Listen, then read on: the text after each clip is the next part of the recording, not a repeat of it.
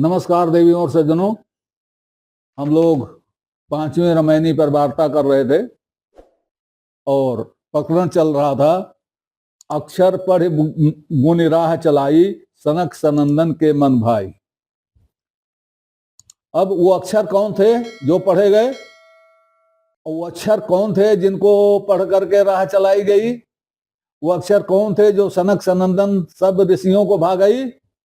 वो थे वेद कितेब कीन विस्तारा फैल गैल मन अगम अपारा।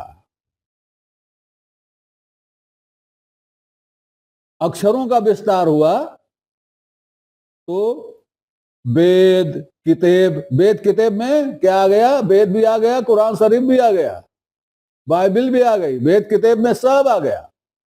वेद किताब कीन विस्तारा, वो फैल गए सब। फैल गैल मन अगम अपारा, ये सब मन में फैल करके अगम अपार हो गए। वेद हो गया, फिर वेद की व्याख्याएं हुई, ब्राह्मण ग्रंथों में हुई, आरण्यकों में हुई, उपनिषदों में हुई, और शरीयतें बन गई, अपोस्टल बन गए, क्या क्या बने, सब भर गए। अब कितने हैं गिनती नहीं हो सकती। उसके बाद में शास्त्र बन गए, दर्शन बन गए, पुराण बन गए, ये मोटे मोटे। तो फैल गैल मन अगम अपारा चहु जुग भक्तन बांधल बाटी। चारों युगों में भक्तों ने बांधा, इकट्ठा किया, बांधा बांधा बांधा। बाटी का मतलब क्या होता है? राह खर्च। रास्ते पे चलने के लिए जो सामान बांधा जाता है उसको बाटी कहते हैं, रास्ते वाला। तो चहुजुग भक्तन बांधल बाटी, बांधा। जाना ना, परलोक जाना है ना, परलोक जाना है तो बांधा, पुण्य कमाया। आज भी पुण्य कमा रहे हैं। समुझ न परल मोटरी फाटी। मोटरी किसको कहते हैं? उसी गठरी को मोटरी भी कहते हैं। गठरी छोटी गठरी होती है, मोटरी बड़ी गठरी होती है। मोटरी वो होती है जो कंधे पर रख के चला जाए या सर पे रख के चला जाए। तो चहुजुग भक्तन बांधी बाटी, बांधा, खूब कस कस के बांधा, खूब इकट्ठा कर करके बांधा, काफी भारी हो गई, लेकिन था क्या? समझ न परल मोटरी फाटी। उनकी समझ में ही नहीं आया कि उनके ऊपर तो मोटरी फट पड़ी है। आसमान फटना सुना होगा आपने। आसमान फट जाता है तो दैवी विपत्ति होती, और मोटरी फट जाती है वो अपनी बनाई विपत्ति होती है। तो चारों युगों में भक्तों ने ऐसी मोटरी बांधी, वो बांध कर चले, उनकी समझ में नहीं आया कि उनके ऊपर तो मोटरी फटक चुकी है, फट गई है, मोटरी फट के गिर गई है। अब क्या हुआ? भय भय पृथ्वी दहु दिस धावे। सारे संसार के लोग डरे हुए भटक रहे हैं। पृथ्वी नहीं भटक रही, पृथ्वी तो स्थिर है। पृथ्वी धावे का मतलब संसार के लोग डरे हुए, डरे डरे घूम रहे हैं। दो ही चीज हैं दुनिया में, एक लोभ, एक भय। इन दो खूंटों में मनुष्य को बांध दिया गया है। इन शास्त्रों ने बांध दिया है, जिनकी बात कबीर कह रहे हैं। इन शास्त्रों ने मनुष्य को दो खूंटों में बांध दिया है, एक लोभ और एक भय। इन दो खूंटों से मनुष्य उबर नहीं पा रहा है। इन्हीं दो खूंटों से उबर जाए तो उसका उबार हो जाए, नहीं उबर पा रहा है, तो इसलिए भटक रहा है डर में। भय भय पृथ्वी दो दिस धावे अस्थिर होए न औसत पावे। कहीं स्थिर वो होता ही नहीं है, और जब स्थिर नहीं होता तो औसत नहीं मिलती। स्थिर हो जाए तो औसत मिल जाए। होए बिहिस्त जो चित्त न डोलावे। स्थिर होना कौन सा? खड़े होना नहीं है, चित्त स्थिर हो जाए, चित्त स्थिर हो जाए तो दिमाग स्थिर हो जाए। दिमाग, चित्त, हृदय स्थिर ही नहीं है। तो उसी का भय चारों तरफ समाया हुआ है। अब कह रहे हैं होय बिहिस्त जो चित्त न डोलावे।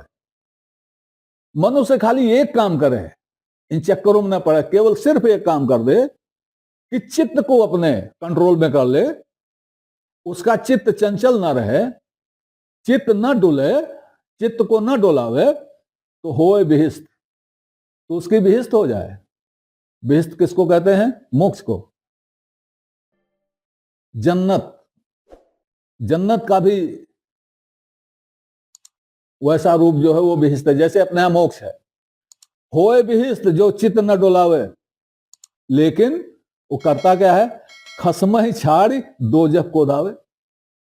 लेकिन मनुष्य क्या करता है? खसम को छोड़ दिया है उसने और नरक की ओर जा रहा है। खसम कौन है? खसम है अपना स्वामी। पीछे बताया है खसम कौन है। खसम वह है जिसकी सत्ता से आंखें देखती हैं, खसम वह है जिसकी सत्ता से कान सुनता है, खसम वह है जिसकी सत्ता से मन चिंतन करता है। ऐसा खसम कौन है? ये कोई पहेली नहीं है, हमारे अंदर ही हमारा खसम बैठा हुआ है, जिसको आप जीव कह लो, आत्मा कह लो, जिसके बिना हम निर्जीव हो जाते हैं, जिसके बिना हम मिट्टी हो जाते हैं, वही तो हमारा खसम है, वही तो हमारा स्वामी है। तो कबीर उसी ओर इशारा कर रहे हैं कि होए बिहिस्त जो चित्त न डोलावे, खसम ही छाड़ दो जग को धावे। और अगली पंक्ति बहुत इंपॉर्टेंट है, वो है पूरब दिशा हंस गति होई, है समीप संधि बूझे कोई। पूरब दिशा को ज्ञान की दिशा कहा जाता है। अपने यहां हमारी मैथोलॉजी में पूरब दिशा को ज्ञान की दिशा कहा जाता है। कबीर ने पूरब दिशा का प्रयोग बहुत बार किया है। और यहां एक हंसी की बात बता दूं, कबीर ने कहा बोली हमारी पूर्वी हमें लखे नहीं कोय, हमें लखेगा सोई जना जो धुर पूरब का होए। हमारे विद्वानों ने इसका अर्थ यह लगा लिया कि कबीर कह रहे हैं कि हमारी भाषा पूर्वी भाषा है, और मैं ऐसा बोलता हूं कि कोई समझ नहीं पाता कि हमारी भाषा कौन सी है। हमें तो वही, हमारी भाषा तो वही समझेगा जो पूरब वाला होगा। अरे भाषा की बात हो ही नहीं रही है, बोली की भी बात नहीं हो रही भाई।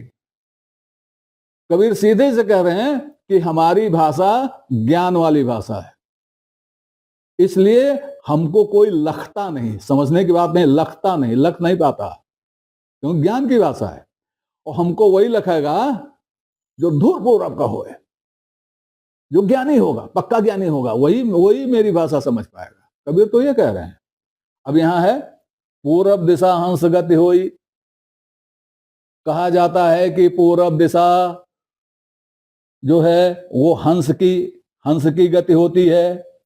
पूरब दिशा ज्ञान की है, हंस गति होती है। लेकिन कबीर किसी दिशा उषा को ज्ञानवान का नहीं मानते हैं। कबीर कहते हैं है समीप संधि बूझे कोई। अरे कोई अगर बूझ ले, जान ले, तो वह स्थिति, वह संधि जहां हंस गति होती है बहुत समीप है। पूरब पूरब उत्तर दक्षिण दूर और नजदीक नहीं है, बहुत समीप है। बस यही है कि बूझे कोई, अगर कोई बूझ ले तो। लेकिन कबीर फिर अपनी बात पर आ जाते हैं, भक्ता भक्ति केन सिंगारा। भक्त लोगों ने भक्ति का श्रृंगार कर दिया। भक्ति भक्ति ना रही, भक्ति को श्रृंगार, भक्ति का श्रृंगार कर दिया। और जब भक्ति का श्रृंगार कर दिया तो बूढ़ गैल सब माझल धारा, सब मझधार में डूब गए। ये पूरब दिशा की बात हमने बताई आपको।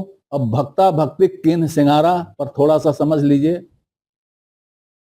हमारे जो शास्त्र हैं, हमारा जो श्रीमद् भागवत पुराण है, वो कहता है कि भक्ति दक्षिण से आई, कबीर की भी भक्ति दक्षिण से आई, लेकिन उनकी भक्ति वृंदावन गई। वृंदावन वो कहानी ज्ञान और वैराग्य वाली, नारद और भक्त का संवाद हुआ और फिर भक्ति मतलब चल पड़ी।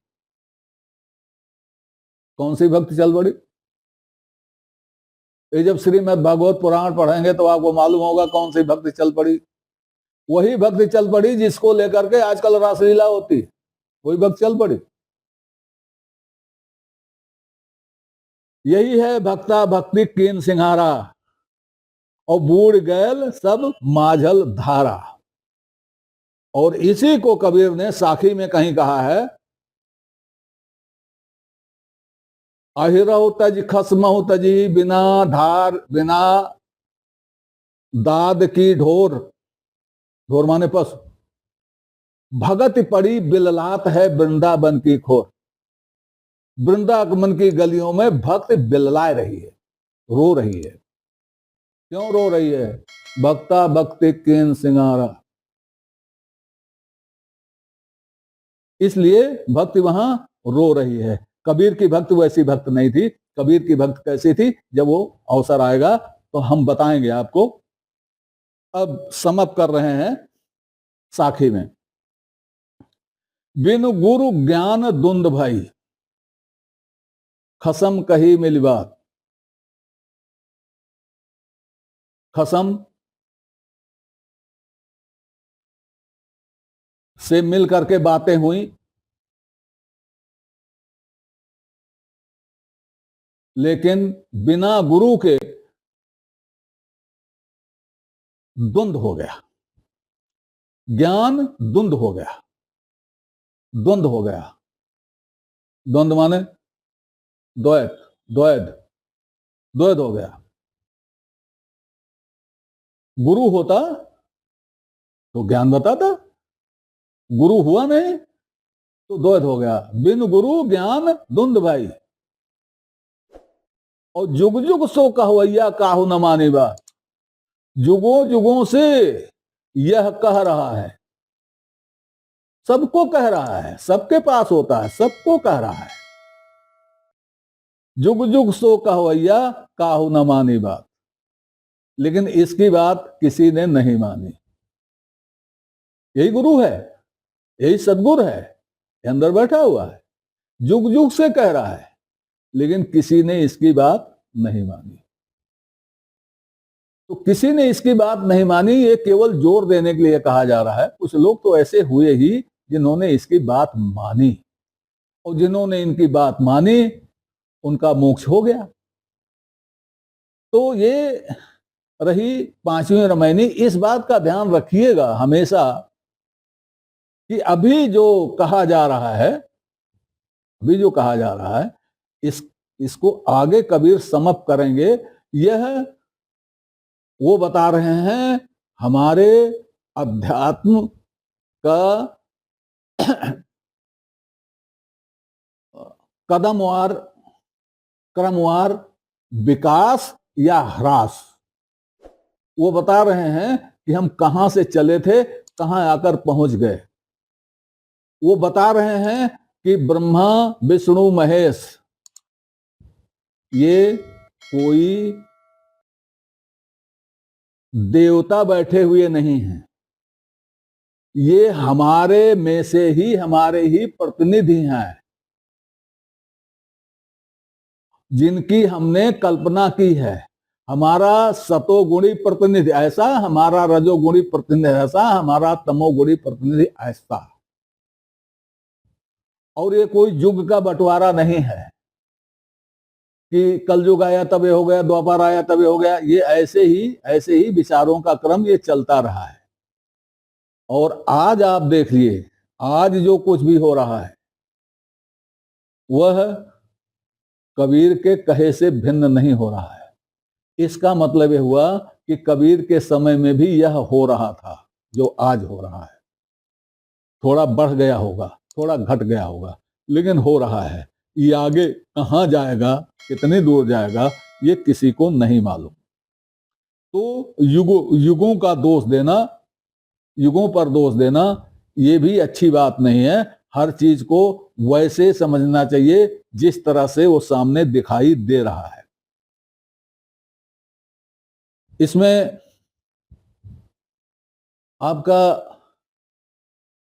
आपको समझाने के लिए उपनिषद आ गया। तो उपनिषद समझाने के लिए क्यों आया? इसलिए समझाने के लिए आया कि उपनिषद का संकेत दिया गया है। आगे के भी रामायणों में आप देखेंगे जगह जगह वेद उपनिषद का संकेत दिया जाता रहेगा। और जो लोग यह कहते हैं कि फलाने ने वेद की वाणियों का अनुवाद किया इसलिए वो पढ़े लिखे थे, उनको ध्यान देना चाहिए कि कबीर वाणी में वेदों उपनिषदों का कहां कहां कितना संकेत है और कहां कहां अनुवाद है। आज इतना ही, आगे इस पर और चर्चा होती रहेगी। तब तक के लिए नमस्कार। आपसे निवेदन है कि श्रृंखला को अपनी लाइक दें, इसको सब्सक्राइब करें और कमेंट बॉक्स में जाकर अपनी टिप्पणी प्रस्तुत करें, अपनी जिज्ञासा व्यक्त करें, अपने प्रश्न पूछें। यथा समय आपकी जिज्ञासाओं और प्रश्नों का समाधान करने का प्रयास किया जाएगा। धन्यवाद।